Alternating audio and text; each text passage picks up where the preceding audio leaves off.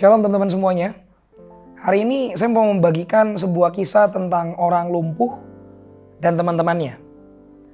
Nah, di dalam Markus 2 ayatnya mulai dari ayat yang pertama, kita bisa baca ada sebuah kisah yang mencatat di dalam Alkitab bagaimana ada seorang lumpuh yang kemudian karena teman-temannya membawa dia kepada Yesus dan akhirnya orang lumpuh itu disembuhkan.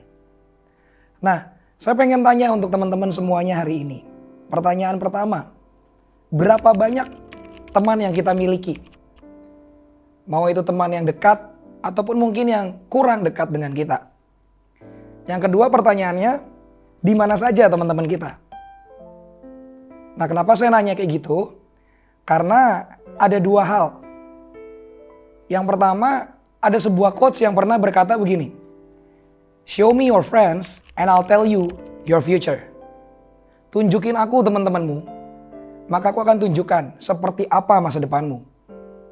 Yang kedua, Alkitab ternyata juga pernah mencatat bahwa pergaulan yang buruk itu merusak kebiasaan yang baik. Kalau kita belajar dari kisah si orang lumpuh dan teman-temannya ini, maka kita akan dapati 3 poin yang berharga sekali untuk kita di dalam lingkungan sosial kita.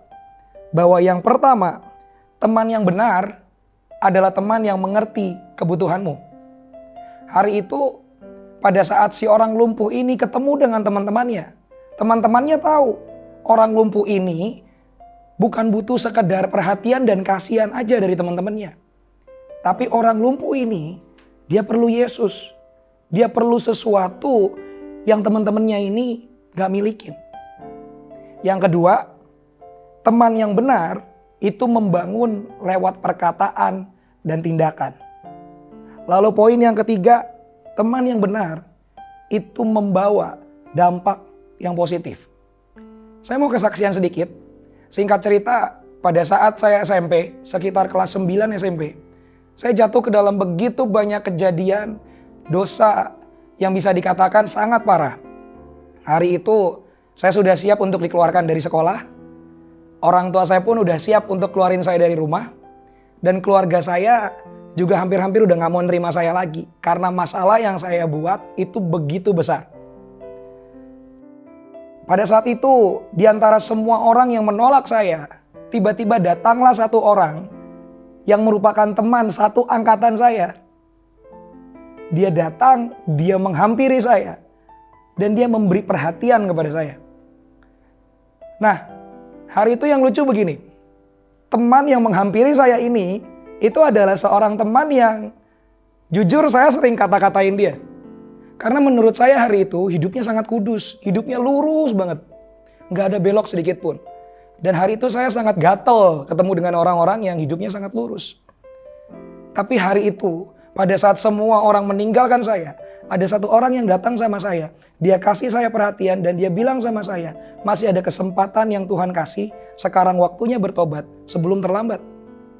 Singkat cerita hari itu, apa yang dia buat kepada saya itu seperti membuka mata hati saya. Itu seperti membuka jendela pikiran saya. Untuk saya menyadari bahwa, iya ya, bahwa selama ini yang saya lakukan itu salah. Hari itu singkat cerita saya bilang sama dia, bro, cuman kamu yang peduli sama saya. Dan saya minta tolong sama kamu. Tolong bimbing saya. Saya pengen kembali. Saya pengen ngelepasin hidup saya yang lama. Saya pengen jadi orang yang lebih baik. Nah, singkat cerita hari itu. Dia mulai bimbing saya. Dia mulai tuntun saya. Hari demi hari. Sampai saya bisa ngelepasin semua yang dulu saya suka. Sampai saya bisa ngelepasin dulu semua keburukan saya. Dan saya mulai kenal Tuhan semakin hari dan semakin hari. Singkat cerita, perjumpaan dengan Tuhan lewat teman saya ini akhirnya menuntun saya hari ini untuk menjadi seorang hamba Tuhan. Dan hari ini teman-teman, saya mau bilang buat kita semuanya, mungkin kita gak bisa untuk jadi pahlawan bagi semua orang. Tapi mungkin kita bisa jadi pahlawan mungkin bagi 1, 2, 3 orang yang kita kenal, yang kita temuin. Tapi percayalah bahwa kebaikan yang kita buat untuk orang lain yang cuma 1, 2, 3 orang tadi, itu akan terus bergema, itu akan terus seperti menjadi gelombang. Sebuah gelombang kebaikan yang terus-menerus dilanjutkan kepada orang yang lain. So, jangan pernah anggap kecil dirimu, jangan pernah anggap bahwa engkau nggak pernah bisa melakukan sesuatu untuk orang lain. Jadilah pahlawan untuk 1, 2, 3 orang.